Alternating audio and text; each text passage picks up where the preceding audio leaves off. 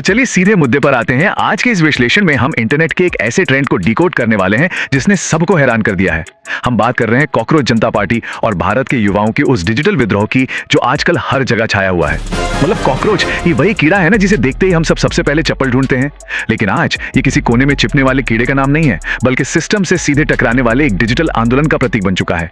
आज हम समझेंगे कि इस कॉकरोच जनता पार्टी की उत्पत्ति कैसे हुई, इसमें शामिल होने की वो अनूठी योग्यताएं क्या हैं जिन पर सब हंस रहे हैं, और आखिर इनके 5 मुख्य घोषणा पत्र बिंदु क्या हैं।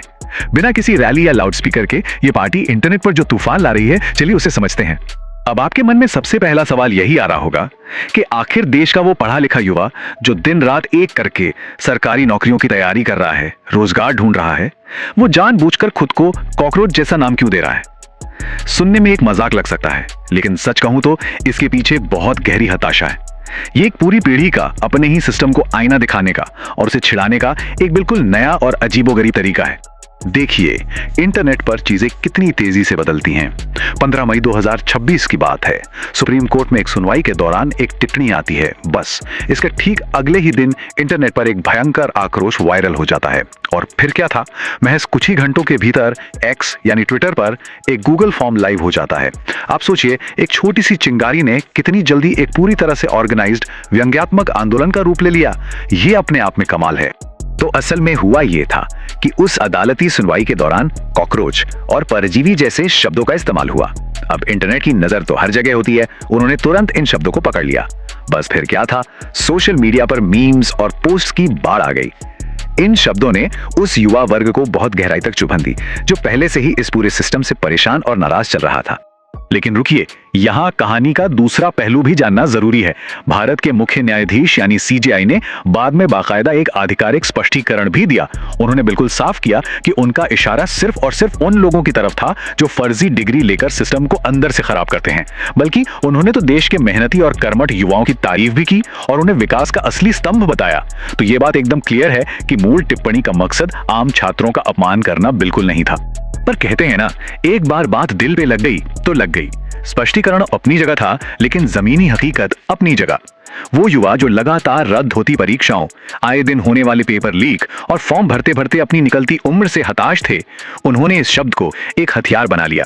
उन्हें लगा कि ये टिप्पणी सीधे तौर पर उनकी बेरोजगारी और उनके संघर्ष पर एक तंज है। और बस इसी दर्द और गुस्से से इस नए तरह के डिजिटल विरोध का जन्म हुआ। चलिए अब आते हैं इस कॉकरोच जनता पार्टी की उन 4 अनूठी योग्यताओं पर जो इसमें शामिल होने के लिए चाहिए। और हाँ, पारंपरिक राजनीति वालों के लिए यहाँ कोई जगह नहीं है। इस आंदोलन ने ना युवाओं पर लगने वाले सारे आरोपों को ही अपना ब्रांड बना लिया है। इनकी पहली योग्यता है घोर बेरोजगार, मतलब डिग्री तो हाथ में है लेकिन ज्वाइनिंग लेटर का कोई अता पता नहीं। दूसरी है आलस, भाई देश बदलने का जज्बा तो पूरा है लेकिन रजाई से बाहर निकलने का मन नहीं करता।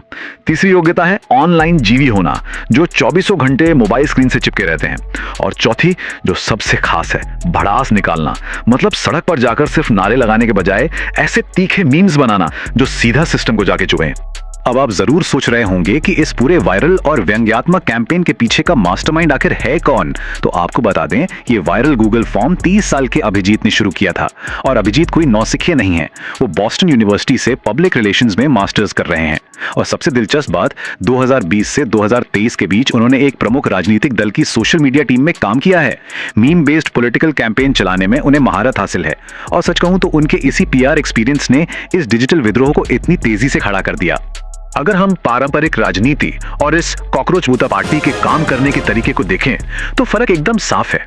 एक तरफ वो टिपिकल पॉलिटिक्स है जहां भारी भरकम रैलियां होती हैं, चिलचिलाती धूप में रोड शो निकलते हैं और मंच से लंबे लंबे भाषण दिए जाते हैं। और दूसरी तरफ है ये पार्टी जिसका तरीका बिल्कुल मॉडर्न है। ये मीम्स बनाते हैं, गूगल फॉर्म भरवाते हैं और सोशल मीडिया पर एकदम सटीक तंज कसते हैं। आज के टाइम में जब किसी के पास लंबे भाषण सुनने का फुर्सत नहीं है, इनका ये डिजिटल तरीका सीधे लोगों के दिमाग पे असर कर रहा है। तो चलिए अब आते हैं इनके 5 पॉइंट्स घोषणा पत्र पर। और यही वो जगह है जहां ये सारा मजाक अचानक से बहुत सीरियस और लॉजिकल हो जाता है। दरअसल इस पूरे आंदोलन की असली रीढ़ यही मांगे हैं। जरा ध्यान से सुनिए। इनकी पहली मांग है रिटायरमेंट के बाद पद नहीं, मतलब एक बार कुर्सी छोड़ी तो फिर किसी और सरकारी पद पर कोई सेफ लैंडिंग नहीं। दूसरी मांग वोट की जवाबदेही। लोकतंत्र में अगर जनता का वोट काम नहीं आ रहा तो किसी न किसी को तो जवाब देना होगा। तीसरी मांग तो बहुत ही दमदार है, महिलाओं की हिस्सेदारी। ये कह रहे हैं कि 33% की बहस बंद करो और सीधा 50% बराबरी की बात करो।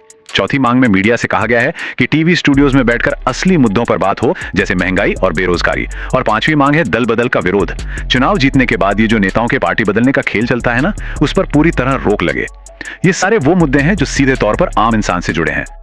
और अगर आपको अभी भी लग रहा है कि ये बस सोशल मीडिया का कोई टाइम पास है, तो जरा इन आंकड़ों पर गौर कीजिए। 1.5 से 2 मिलियन, मतलब 15 से 20 लाख फॉलोअर्स। कॉकरोच जनता पार्टी ने इंस्टाग्राम पर बहुत ही कम समय में ये विशाल आंकड़ा पार कर लिया है। ये नंबर इस बात का सबूत है कि इस डिजिटल विद्रोह का स्केल कितना बड़ा है और आज का युवा इस व्यंग के साथ खुद को कितनी गहराई से जोड़ पा रहा है। और यहीं से हम पहुंचते हैं इस मजाक के पीछे के दर्द और एक पूरी पीढ़ी के टूटे हुए भरोसे पर। किसी ने बहुत सही बात कही है, जब उम्मीद जवाब देना बंद कर देती है ना, तो व्यंग बोलना शुरू करता है। तो यहाँ समझने वाली बात यह है कि कॉकरोच जनता पार्टी सिर्फ इंटरनेट का कोई मीम ड्रामा नहीं है। ये दरअसल एक ऐसी पीढ़ी के टूटे हुए भरोसे का आईना है जो अपने फ्यूचर को लेकर बहुत ज्यादा डरी हुई है और चिंतित है। जब आपको लगता है कि आपकी शिकायतें कोई सुन ही नहीं रहा है, तो फिर ये तीखा तंज ही आपकी सबसे बड़ी और सबसे तेज आवाज बन जाता है। तो आखिर में इस विश्लेषण को हम इसी एक बड़े सवाल के साथ छोड़ते हैं। क्या ये सिर्फ कुछ दिनों का इंटरनेट तमाशा है जो आज है और कल गायब हो जाएगा, या फिर ये एक पूरी पीढ़ी का सिस्टम से उम्मीद खोने का एक बहुत ही चिंताजनक संकेत है? सोच कर देखिए, जिस देश का युवा कभी अपने सुनहरे सपनों की बात किया करता था, आज वो खुद को कॉकरोच कहने पर मजबूर क्यों हो गया है? ये सवाल हम सबके लिए और खासकर उन लोगों के लिए जो इस सिस्टम को चलाते हैं, एक बहुत बड़ी चेतावनी है। इस पर जरूर विचार कीजिएगा। इस विश्लेषण में हमारे साथ जुड़ने के लिए आपका बहुत बहुत धन्यवाद।